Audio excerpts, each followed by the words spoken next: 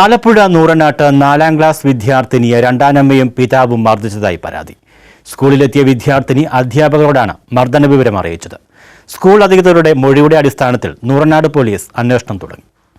നൂറനാട് ആദിക്കാട്ടുകുളങ്ങരയിലുള്ള സ്വകാര്യ സ്കൂളിലെ 4ാം ക്ലാസ് വിദ്യാർത്ഥിനിക്കാണ് സ്വന്തം വീട്ടിൽ നിന്ന് ക്രൂരമർദ്ദനമേൽക്കേണ്ടി വന്നത്. രണ്ടാനമ്മ മർദ്ദിച്ചതായാണ് പരാതി. പിതാവിൻ്റെ ഒത്താശയോടെയാണ് മർദ്ദനമെന്നും പറയുന്നു. ബുധനാഴ്ച രാവിലെ സ്കൂളിലെത്തിയ വിദ്യാർത്ഥിനിയുടെ മുഖത്തടക്കം പാടുകൾ കണ്ടതോടെ അധ്യാപകർ വിവരം അന്വേഷിക്കുമ്പോഴാണ് കുട്ടി മർദ്ദന വിവരം അറിയിച്ചത്. എൻ്റെ വാപ്പി ഇന്നലെ അവൾ എന്തോ മുടിക്ക് കുത്തി പിടിച്ചുകൊണ്ട് പോയിരുന്നു. അതല്ല, ഇന്നലെ എന്നെ അമ്മ പറഞ്ഞില്ല, കഥ പറഞ്ഞിട്ട് എന്നെ അടിക്കുന്നൊക്കെ സൗണ്ട് കേട്ട് ഇറങ്ങി വരാൻ വേണ്ടി പറഞ്ഞില്ലായിരുന്നോ. അപ്പോൾ ഞാൻ കഥ തുറന്നപ്പോൾ എന്നെ മുടിക്ക് കുത്തി പിടിച്ചോണ്ട് പോയി. പിന്നെ വാപ്പ എടുത്ത് കുറേ കള്ളത്തരങ്ങളൊക്കെ പറഞ്ഞു കൊടുത്ത് ഈ ചെള്ള എൻ്റെ 2 അടി തന്നു, ഈ ചെള്ള 1 അടിയും തന്നു. 3 അടി അടിച്ചോ?